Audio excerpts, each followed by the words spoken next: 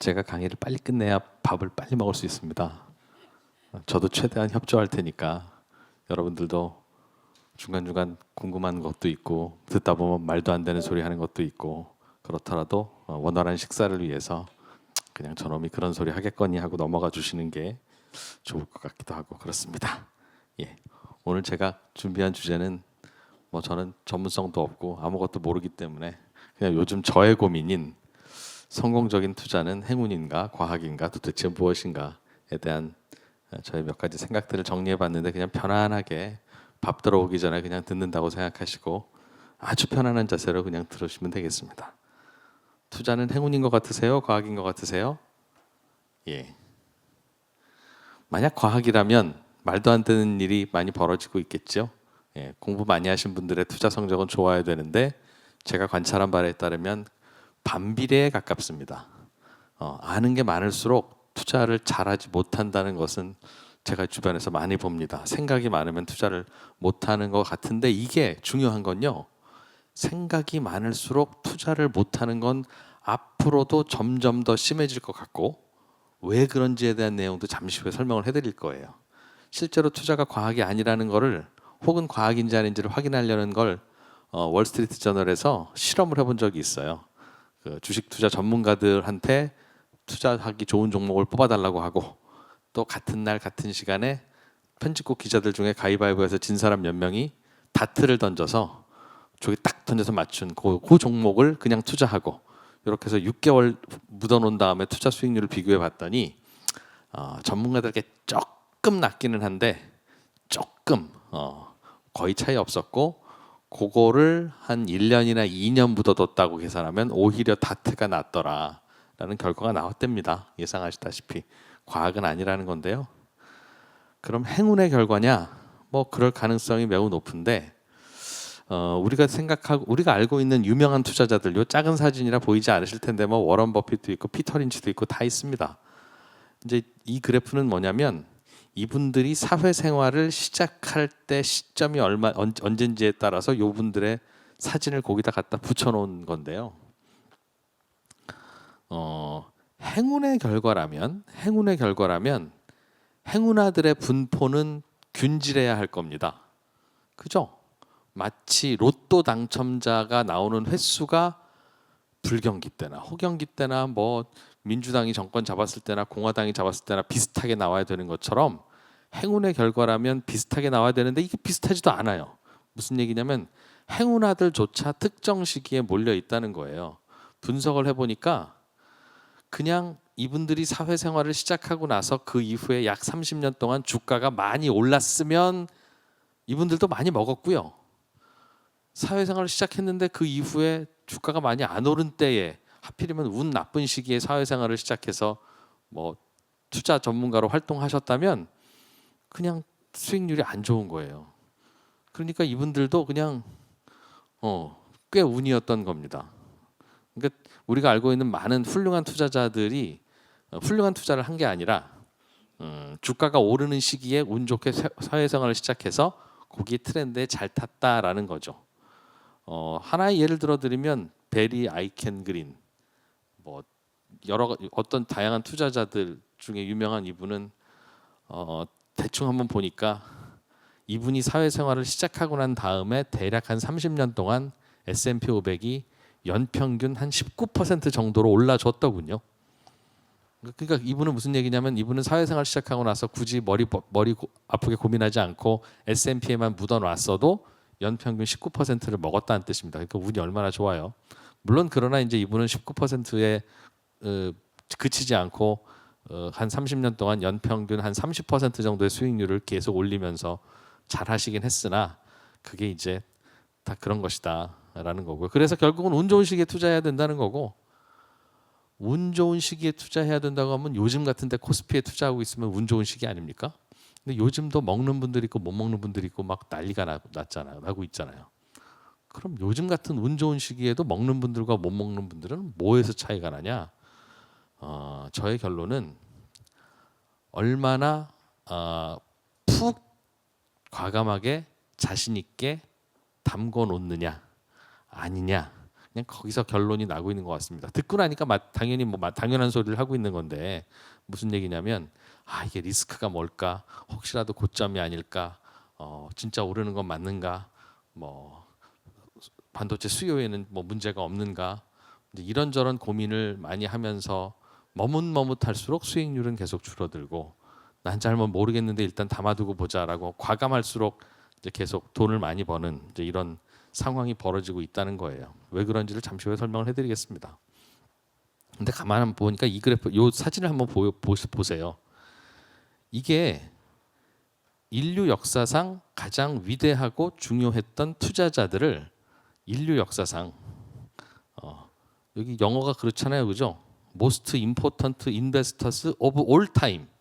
그러니까 인류 역사상 훌륭했던 투자자들을 다 뽑아놓은 거예요, 요 그래프가. 근데 신기하지 않습니까? 왜 인류 역사상 가장 훌륭하고 유명했던 투자자들인데 다 20세기에 태어났을까요? 혹시 빠졌나 싶어서 우리가 알고 있는 훌륭한 투자자 중에 19세기, 18세기, 15세기, 16세기 또는 뭐 기원전 등등 우리가 알고 있는 상식을 동원해서 역사상 위대했던 투자자들 한번 떠올려 보세요. 20세기에 활동하지 않았던 혹시 떠오르는 분 있으세요? 신기하게 없어요. 왜 투자자는 20세기 이후에만 태어났고 그 이전에는 훌륭한 투자자는 없었을까? 이게 투자의 본질을 이해하는 데 아주 중요한 질문입니다. 왜 그랬을까요? 투자라고 하는 게 어떤 자산이 오를지를 뭐 우연이든 행운이든 혹은 지적 노력에 의한 결과든 잘 알아맞추고 그게 성공하면 돈을 버는 그런 방식이라면 왜 그런 지적인 훌륭한 또는 운 좋은 그런 분들이 18세기에는 없었고 17세기에는 없었고 15세기에는 없었냐고요. 이렇게 말씀드리면 왜 없었어? 옛날에 우리나라에도 봉이 김선달이라고 그분 돈 많이 벌었다 카대 훌륭한 투자자 아니야? 라고 말씀하시는 분이 계시지만 그분은 투자자가 아닙니다. 봉이 김선달은 어떻게 돈 번지 아시죠? 대동강물이 얼었을 때 그 위에다 흙 뿌려놓고 이게 땅이라고 속여서 그거 팔아먹었다는 건데 이게 뭐 사기에 가깝긴 합니다만 그분이 했던 일은 비즈니스예요. 대동강물이 얼을 때를 기다렸다가 인부들 동원해서 흙 뿌려놓고 자 흙이 다 뿌려져 있으면 또 다른 직원 동원해서 투자자 모아 와야죠. 투자자 다 모이셨으면 프리젠테이션 해야죠. 설득해야죠. 해서 잔금 받고 계약금 받고 얼마나 힘들었겠습니까? 이거는 비즈니스예요, 비즈니스.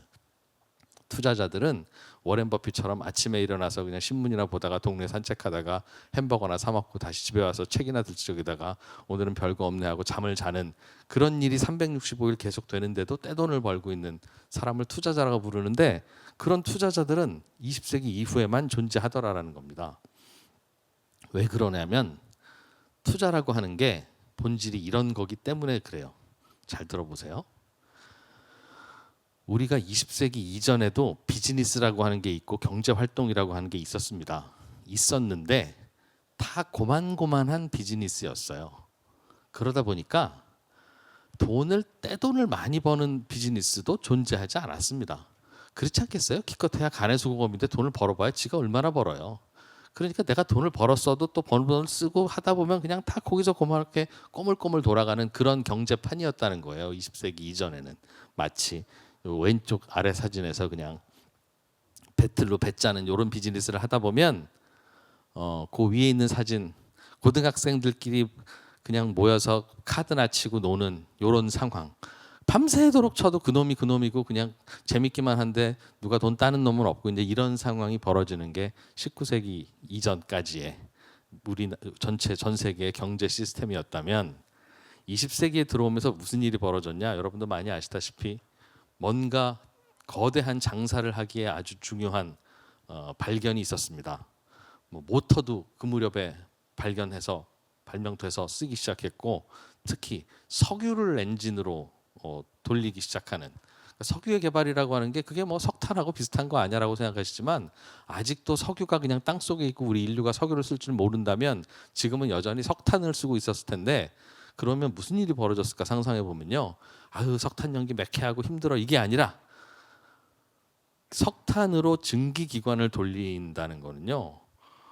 그거는 굉장히 거대한 증기기관 하나를 계속 떼서 물려놓고 그 물려서 돌아가는 증기기관에 모든 공장들이 다 엔진이 붙어 있어야 되는 이제 그런 상황이라서 공장을 여기도 짓고 저기도 짓고 저기도 짓고 하는 게 안 돼요. 그리고 자동차를 석탄으로 지금 떼고 다닌다고 생각해 봅시다. 그러면 자동차 안에 그게 돌아가겠어요? 그러니 석유라고 하는 게 도입되면서 이것이 운송을 편리하게 해주고 공장을 더 자유롭게 지을 수 있게 해주고 하는 바람에 이제 제대로 공장들이 돌아가기 시작한 거예요. 그 무슨 얘기냐면 경제라고 하는 판이 돌아갈 때 거대한 타짜들이 막 도박판에 들어와서 이제 휩쓸기 시작하는 그런 일이 벌어지기 시작했다는 겁니다. 그럼 무슨 일이 벌어질까요? 이런 타짜가 도박판에 들어오면 한 2시간 만에 이 형이 다 따갑니다, 돈을. 그러면 무슨 일이 벌어지냐? 무슨 일이 벌어지냐? 자꾸 판돈이 없어요. 상상해봐요. 고등학생들끼리 그냥 카드 치다가 그럼 그 돈이 그 돈이고 계속 새벽 2시, 3시까지 그 돈이 돌고 돌다가 어느 날 뭐 마포에서 한도박 하시는 큰형님이 돌아와서 야, 내 패도 하나 좀 돌려봐 라고 했다고 쳐봐요. 그럼 새벽 3시쯤 되면 다 그 형님이 돈 다 따갔을 거 아닙니까? 판돈에 돈이 없는 상황이 벌어지니까 그럼 어떡하겠어요? 그 판에다가 돈을 계속 주입을 해줘야 되지 않겠습니까? 제가 되게 유치하게 설명하고 있는 것 같지만 여러분들 이해하기 쉬우라고 이렇게 설명하는 거지, 이게 바로 경제학자들 사이에서는 중앙은행의 통화 정책이 근본위제라고 하는 엄격한 규율에서 벗어나서 자유롭게 자율적인 통화 정책을 시작했다라고 경제학 교과서에는 서술이 되는 바로 그 장면입니다. 무슨 얘기냐면 거대한 기업이 등장해서 돈벌이를 본격적으로 하기 시작하니까 우리 일상에서 필요한 좋은 물건이 나오는 건 좋은데 문제는 세상에 풀려서 돌아다니는 돈이 다 그쪽으로 돌아가고 소비자들 주머니에는 안 들어오고 하는 이런 문제가 벌어지니까 대공황 때 그런 일이 벌어졌다는 거잖아요. 그러니까 그 다음부터는 자꾸 중앙은행이 나와서 돈을 인젝션해서 자꾸 넣어주고, 그리고 은행들이 또 돈을 계속 넣어주고 하면서 세상에 돈의 양이 자꾸 늘어나면 뭐합니까? 그 돈 또 거대 기업이 또 따먹고, 그러나 또 돈이 없어? 그럼 또 돈 넣어주고 하면서 계속 돌아가는 그 판이 20세기 이후에 본격적으로 벌어지기 시작했고, 20세기 이후에야 드디어 이제 투자가 발생하기 시작한 것도 이제 그런 이유 때문입니다. 세상에 돈의 양이 자꾸 이렇게 늘어나고 있다는 건 꽤 놀라운 일인데, 어떤 원리에 의해서 돈이 늘어나고 있냐면 지금은 커다랗게 보면 2가지 엔진이에요. 하나는 그냥 중앙은행이 돈을 찍어서 씁니다. 근데 어떻게 쓰냐면 정부가 발행한 국채를 중앙은행이 사요. 근데 그렇게 하면 너무 노골적이니까 정부가 발행한 국채를 은행들이 사도록 하고, 은행들이 정부가 발행한 국채를 중앙은행으로 갖고 오면 중앙은행은 그걸 담보로 잡고 중앙은행의 화폐, 돈을 은행들한테 줍니다. 그게 가만히 보면 뭐예요? 그게 중앙은행이 돈 찍어서 정부 국채 산 거죠. 야, 그런 식으로 야바위로 저렇게 돈을 뿌리면 그건 이상한 거다라고 생각하지만 나머지 2번째 커다란 수도꼭지도 이상하기는 마찬가지예요. 무슨 얘기냐면 우리가 은행에서 대출을 받잖아요.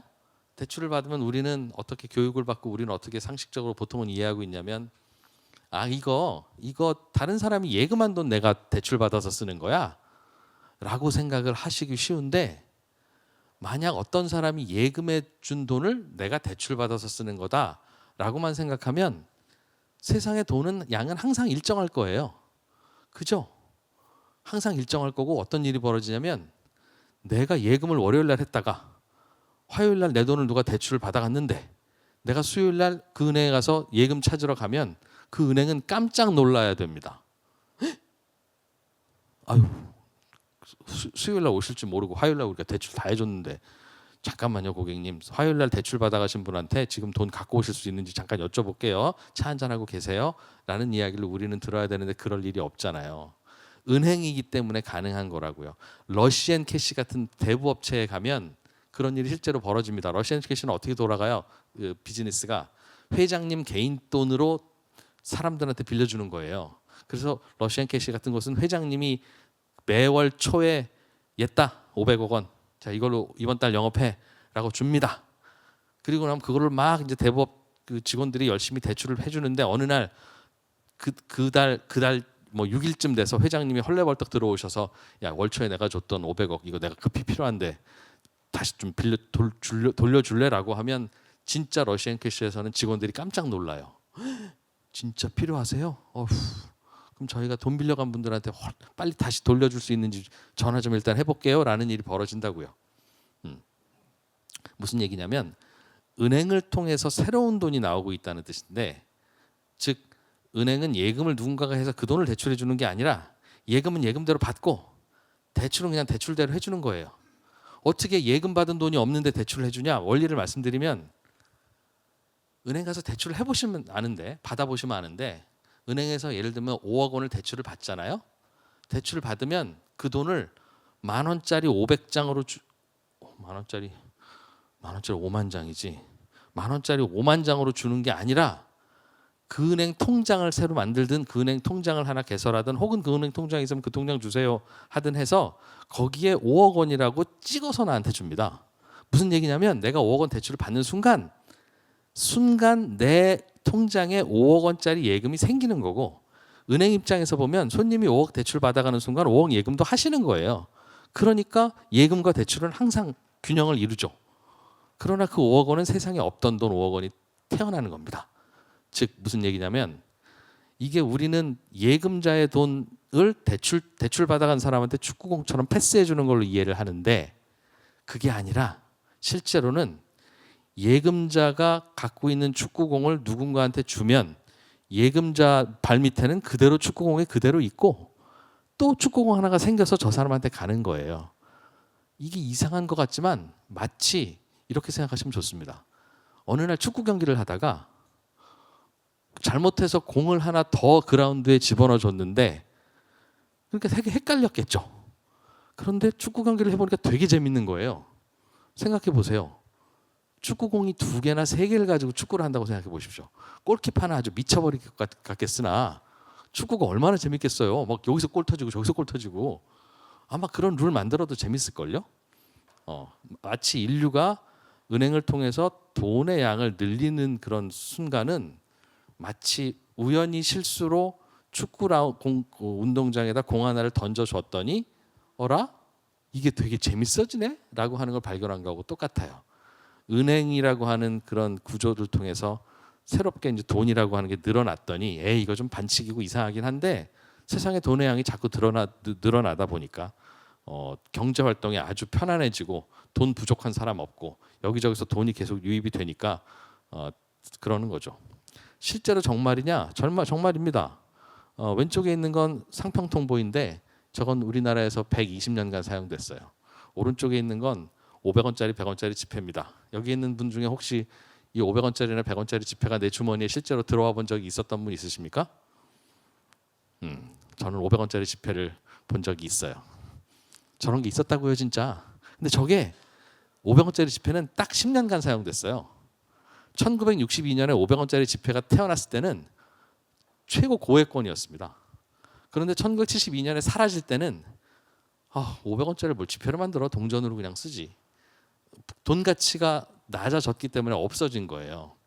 보통 경제 활동이 활발해지고 경제가 이렇게 잘 움직이면 보통은 한 10년 정도 사용하면 저렇게 됩니다. 그런데 상평통보는 봐요. 120년 동안 사용됐잖아요. 그러니 무슨 말입니까?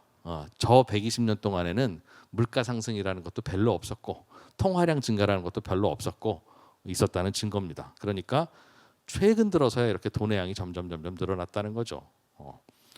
즉 돈의 양이 점점 늘어나는 이상한 현상이 20세기부터 벌어지기 시작하고 지금도 계속되고 있기 때문에 사람들 주머니에는 어디선가 들어오는 새로운 돈들이 계속 꽂히고 있고 그 돈 덕분에, 돈 때문에 이른바 투자, 재테크라고 하는 게 가능하다는 거예요. 생각해봐요. 실제로 10년이면 약 2배 정도로 세상에 풀려나오는 돈의 양은 늘어납니다. 그러니까 내가 재산이 지금 여기 있는 분 중에 10년 전에 본인이 얼마 있는지 생각해 보세요. 10년 전에 내 재산이 얼마였지? 라고 생각했는데 그래 10년 동안 나는 재산이 한 2배쯤 불었어. 지난 10년간 나 열심히 살았네 라고 생각하시면 안 되는 거예요. 그냥 10년 동안 나는 이 지구상에 존재했었나 보다 라고만 생각하셔야 됩니다. 그 말이 맞아요. 여러분이 한 게 하나도 없는 거라고. 10년 동안 어떤 이유에서든지 세상의 돈의 양이 2배가 늘어났기 때문에 사람들의 주머니에는 어찌어찌해서라도 평균 2배 정도의 돈이 들어가 있었던 거고 그 돈으로 뭐 하겠어요? 소비를 하거나 뭘 사거나 하겠죠. 그러니까 장사를 해도 10년 전보다는 매출이 2배인 게 맞고 뭐 아파트를 사더라도 그게 10년 동안 한 2배는 당연히 비싸지는 게 맞고 이런 식으로 자동으로 되고 있는 상황이니까 어떻게 해야 되겠습니까? 그걸 믿고 내 자산을 늘어나는 이 돈에다가 넣어야지 야 이게 진짜 이렇게 불어나는 게 맞아? 라고 자꾸 고민을 하면 고민한 만큼 손해라는 거예요. 최근에 우리는 주식을 살 때 분할 매수를 해야 된다라고 상식적으로 알고 있죠? 상식적으로 한꺼번에 사면 안 돼. 예를 들면 내가 1억 원어치 삼성전자를 살 거야 라고 생각하면 한 달에 걸쳐서 살든 3개월에 걸쳐서 사든 조금씩 오르는 날도 사고 내리는 날도 사고 이렇게 분할 매수를 하는 게 갑자기 비싸게 안 사는 방법이지 잘못해서 하루에 1시간 안에 다 사버리면 그건 너무 비싸게 사는 거야 라고 상식적으로 알고 있잖아요. 그런데 과거 데이터를 통해서 실험을 해보니까 한꺼번에 다 사면 비싸게 사는 건 맞아요. 잘못하면.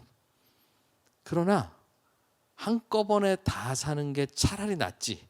그걸 단가를 낮춘답시고 6개월에 걸쳐서 산 사람, 3개월에 걸쳐서 산 사람, 1년에 걸쳐서 분할 매수한 사람의 투자 수익률을 보니까 제일 좋은 게 그냥 첫날 다 산 사람이더라는 겁니다. 왜? 물론 매입 단가는 다 산 사람이 비쌀 수 있겠으나 빨리 샀잖아요. 그러니까 빨리 산 만큼 좀 비싸게 사더라도 빨리 사는 게 낫지. 싸게 살려고 기다려서 결국 싸게 샀네 화이팅 아니라는 얘기입니다. 그만큼 이제 자산이 늘어나는 속도, 돈이 늘어나는 속도는 우리에게 많은 걸 알려준다라는 거예요. 우리나라도 되게 재밌는 숫자가 있어서 몇 가지 알려드리면 지난 30년 동안 우리나라 국민소득은 5.8배 증가했고 서울 사무실 월세가 한 5.3배 증가했고 서울 아파트 가격도 한 5배 올랐고요. 공교롭게도 통화량도 대략 한 5.6배 늘어났습니다. 이건 믿으세요? 제가 조사한 거니까. 근데 이상하지 않아요? 왜 다 5배 안팎으로 올랐을까요? 누가 이렇게 맞추라고 한 것도 아닌데. 왜 그럴까요? 왜? 그게 어떤 이유인지 모르지만 뭔가 같은 엔진과 같은 에너지와 같은 힘을 받고 같이 움직이는 놈들이니까 이렇다라고 생각하는 게 가장 과학적인 답 아니겠습니까? 그런 거죠. 뭐냐면 요즘 서울 아파트 가격이 그냥 30평 아파트는 30억이에요. 비싼 동네는. 그렇잖아요. 아니 그게 말이 돼? 왜 이렇게 비싸? 왜 이렇게 비싼지를 저도 이상해서 대충 한번 봤더니 그게 사무실 월세 때문이더군요. 무슨 얘기냐면 대충 말씀을 드리면 여기서는 다 안 해놨구나. 서울 아파트가 왜 30억이냐면 그 서울 아파트는 보통 30평짜리는 대략 한 10평 정도의 땅을 갖고 있거든요. 보통 용적률이 평균적으로 대략 한 30 정도 되니 300 정도 되니까. 그러니까 서울의 아파트가 30억이라는 거는 그냥 거기 강남에 있는 땅 10평이 30억이라는 뜻이에요. 그러니까 평당 3억이라는 뜻이죠. 강남 땅 한 평이 3억이라는 게 말이 되냐? 근데 말이 되더군요. 왜? 강남 땅 3억이 있으면 아파트를 안 짓고 사무실 오피스 건물을 지으면 그 한 평 3억에서 1년에 대략 임차료 월세로 한 3천만 원 정도가 대충 들어와요. 즉 오피스 요즘 월세를 다 구하러 돌아다니시다 보면 그래요. 그러니 강남에 있는 땅 한 평 내지는 10평 또는 100평이 있는 사람은 여기다 아파트를 지을까 오피스를 지을까 하다가 아파트가 비쌀 것 같으면 아파트를 짓고 오피스가 비쌀 것 같으면 오피스를 짓는데 오피스를 짓나 아파트를 짓나 비슷비슷하더라는 겁니다. 결국은. 근데 오피스는 왜 그럼 그 가격이 된 거야? 누구든지 기꺼이 평당 한 2-30만 원씩 요즘 임차료 내고 나 임차하겠습니다 하는 사람들이 많아졌기 때문이고 그 이유는 우리들 주머니에 돈이 자꾸 이제 쌓이니까 돈벌이 할 게 많다는 거죠. 돈벌이 할 게. 오늘 아침은 아닙니다. 저는 집에서 밥 먹는 일이 많지는 않지만 집에 가서 가끔씩 밥을 먹으면 요즘 식재료 중에 뭐가 싼지를 알아요. 우리 식탁 위에 그게 올라와. 며칠간 배추국이 올라오면 요즘 배추가 떨인가 보다라고 이해를 하면 됩니다. 제가 세상 그 시장은 안 가지만 시장 물가를 이해하는 방법인데요. 며칠 전에 그런 일이 있었어요. 고등어 좋아하거든요.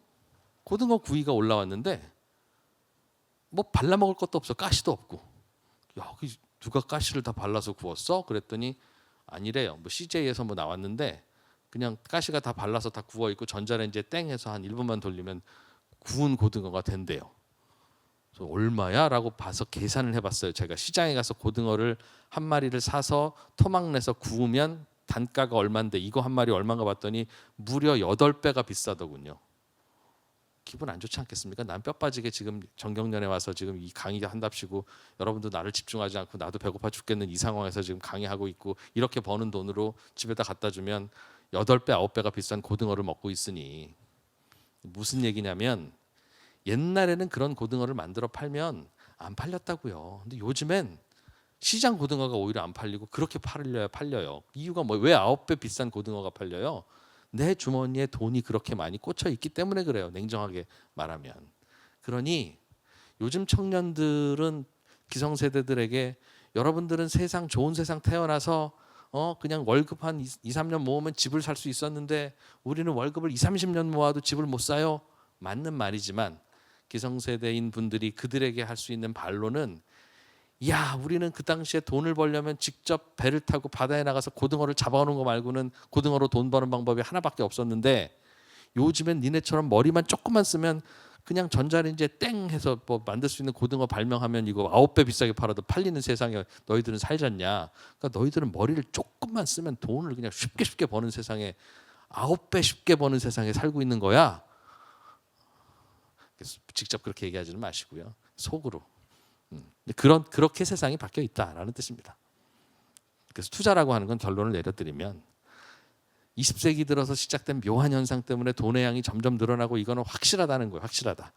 세상에 돈의 양이 자꾸 안 늘어나고 그냥 멈춰 있으면 무슨 일이 벌어지냐? 돈 잘 버는 사람들, 돈 잘 버는 기업들 주머니로 돈이 다 들어가고 사람들은 돈이 없으니까 도박판이 그냥 멈춰버리는 일이 벌어져서 이 캐시의 인젝션은 계속 될 수밖에 없는 이런 시스템에서 우리는 살고 있고 점점 더 많은 돈이 풀릴 테니까 그걸 믿고 머뭇거리지 말고 그거에 따라서 잘 올라가는 자산에다 내 걸 넣어야지 이걸 자꾸 머뭇거리고 이게 아닌 것 같아라고 의심을 하면 할수록 투자 수익률이 줄어드는 그런 일이 벌어진다라는 뜻입니다. 그래서 투자는 왜 실력보다 운이 크게 작용하냐는 건요. 투자라고 하는 건 뭔가 예측하고 맞추고 뭐 운이 좋은 것 이런 게 아니라 어차피 오를 수밖에 없다라고 우리도 믿고 있고 과학적으로도 그럴 수밖에 없는 이 자산에 내 돈을 얼마나 오래오래 묻어둘 수 있느냐의 게임이기 때문에 그렇다는 거예요. 그래서 아무나 할 수 있기도 하고 더 못하기도 어렵고 더 잘 기다리기도 어렵고 이제 그렇기 때문에 결국 그렇다라는 겁니다. 우리가 생각할 수 있는 투자 자산은 그러나 우리나라에는 둘밖에 없죠. 주식하고 아파트. 주식이 좋은 건가요? 아파트가 좋은 건가요? 그런데 어떠세요? 여러분 알고 계십니까? 우리나라에서 주식이 더 좋은 수익률을 거두고 있어요. 아파트가 더 좋은 수익률을 거두고 있어요. 요 질문은 한 2년 전에 하면 사람들 머리 되게 아파하던 질문이었는데 요즘은 당연히 주식이지 임마. 요 그래프는 2년 전에서 딱 끊긴 그래프예요. 다행히. 그런데요. 이거는 사실 정답이 없습니다. 증권사에 가서 주식이 좋아요? 아파트가 좋아요?라고 물어보면 이 그래프를 보여줘요. 그러면서 주식이 훨씬 좋습니다. 라고 나오는데 스마트한 복덕방 아저씨한테 가서 물어보면 이런 그래프를 보여줍니다. 아파트가 훨씬 더 좋은 거지 주식으로 무슨 돈을 벌어요? 이상한 손님일세? 라고 답을 합니다. 그런데 이 그래프하고 조금 전에 보여드린 이 그래프는 같은 데이터로 만든 거예요. 같은 데이터로. 그런데 왜 이건 주식이 엄청 많이 오른 걸로 나오고 이거는 왜 아파트가 더 좋은 걸로 나오냐고요. 여러분 아시겠어요? 이유를? 모르세요? 맞아요. 이렇게 머리가 나빠야 투자에 성공할 수 있어요. 이걸 맞추면 안 돼. 자, 보십시오. 주식 투자는 1986년부터 데이터를 잡고 한 거예요. 요거는. 그러니까 1986년부터 주식 투자를 시작했으면 이렇게 많이 벌었다는 겁니다. 그런데 요거는 1990년부터 잡은 그래프죠.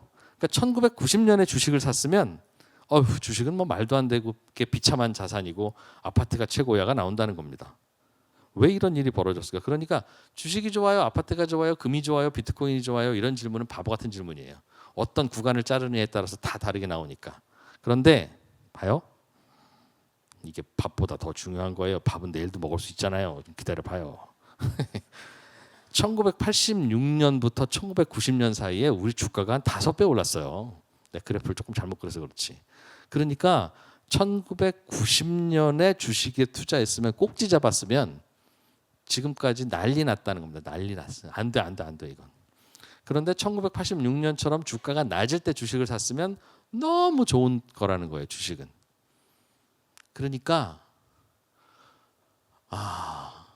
주식이나 아파트나 그럼 어떤 게 더 좋은 건지는 실제로 조사를 해보니까 어떻게 조사했냐면 매년 1월 1일에 주식을 1억 원어치, 아파트를 1억 원어치 산다. 그리고 5년간 보유한 후에 판다. 2월 1일 날도 또 주식 1억 원, 아파트 1억 원을 사서 5년간 보유하고 판다. 이런 시뮬레이션을 수백 번 해보면 아파트가 많이 오르는 5년도 있고 주식이 많이 오르는 5년도 있지 않겠습니까? 그러니 그걸 다 일일이 비교하면 진짜 주식이 많이 오르는 건지 아파트가 많이 오르는 건지를 알 수는 있어요. 근데 그 실험을 해보니까 놀랍게도 무섭게도 주식과 아파트의 수익률은 거의 동일하게 나옵니다. 우리나라에서 배당 수익률과 뭐 월세 수익률까지 포함하면. 그러니까 그 말이 맞는 거죠, 그죠? 오래 묻어두고 나면 결국은 주식이나 금이나 아파트나 채권이나 뭐 비슷비슷하게 움직이는 거야. 아주 긴 시간에는. 그런데 이제 움직이는 모양새는 다르죠. 주식은 플럭추에이션이 크잖아요. 마무리하겠습니다. 하나 알려드리고 가야 되니까. 주식은 플럭추에이션이 아주 크기 때문에 주식 투자는 어떻게 하는 게 맞냐, 이 자산의 성격에 따라서는 1986년에 주식을 투자하는 게 맞냐, 1990년에 투자하는 게 맞냐에 따라서 투자 수익률의 운명이 달라져요. 그러니 주식 투자는 사실은 언제 사느냐가 거의 모든 것을 결정합니다. 언제 사느냐. 언제 사느냐에 따라서 많이 먹을 수도 있고 거의 못 먹을 수도 있는 게 주식이에요. 그러니까 혹시라도 이런 포럼을 하시고 투자와 관련한 거 하실 때는 조선일보도 알아두세요. 주식 전문가들이 나오잖아요. 그러면 주식 전문가들한테는 무슨 종목을 사요라는 질문을 하면 바보예요. 언제 주식을 사요라고 하는 질문하는 게 맞겠죠. 왜? 언제 사느냐에 따라서 수익률은 너무 달라지니까. 쌀 때는 무슨 주식을 사도 되고요. 비쌀 때는 무슨 주식을 사도 안 되는데 그 차이는 무슨 주식을 사냐, 뭘 고르냐가 주는 그 차이가 왜 없겠습니까? 있죠. 지금도 삼성전자 산 거랑 LG전자 산 거랑 많이 다르잖아요. 그러나 그 차이가 언제 샀느냐가 훨씬 더 중요하다고요. 이렇게 크게 움직이다 보니까. 그러니까 주식은 기다렸다 사는 거예요. 기다렸다가 쌀 때 사는 게 너무 중요하니까. 그런데 우리는 주식은 그렇게 생각하지 않죠. 지금 나는 주식을 사려고 마음 먹었는데 이미, 그런데 뭘 사야 되는지만 알려줘 라고 우리는 보통 질문을 하죠. 또 반대로 그런데 아파트 한번 보세요. 아파트는 언제 사는 게 제일 좋은 타이밍이었을까요? 저 그래프를 보시면 아무 때나, 그죠? 아무 때나 사도 된다. 물론 조금 싸게 살 때도 있고 조금 비싸게 살 수도 있으나 그냥 아무 때나 사는 게 맞다는 거예요. 저 자산 자체가 그런 거 그렇게 보여주고 있으니까. 그런데 우리는 이상하게 아파트를 살 때는 고민하죠. 언제 사야 되죠? 이번 가을에 살까요? 올해 샀어야 되나요? 아니면 기다려도 내년에 살까요? 주식을 그렇게 고민해야 되는 거예요. 주식을 마치 아파트 고민하듯이 가을에 살까요? 기다렸다가 내년 봄쯤 어떻습니까? 이런 이야기를 주식 투자에서 해야 되고, 아파트는 아무 때나 사도 되니 아무 때나 살 건데 뭘 살까요? 아파트 좋은 종목 좀 뭐 생각하는 거 뭐 있어요?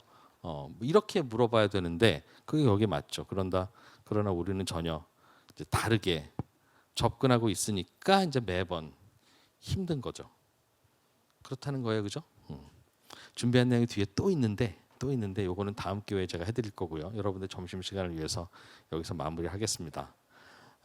결론을 말씀드리면 우리는 가만히 있어도 돈이 늘어나고 자산이 불어나고 하는 시대에 살고 있는데 그냥 내가 얘기하면 안 믿을 테니까 이유를 말씀드렸잖아요.